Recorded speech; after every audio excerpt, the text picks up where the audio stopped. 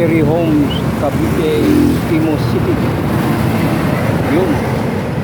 At yun po, nag-antay tayo ng pabalik sa Manila. At tayo makukuha, tambay muna dito sa may highway, Ginaldo Highway. Yun mga kapaps, mga ka-vlog, mga guys. Na ulit, buhay ulit. Online driver. Right. Sana makakuha tayo ng isang pasahero papuntang Manila para hindi naman masyadong lulugi, para makapag-ano tayo ng isang yung gasolina. At yun lang guys. See you in next vlog.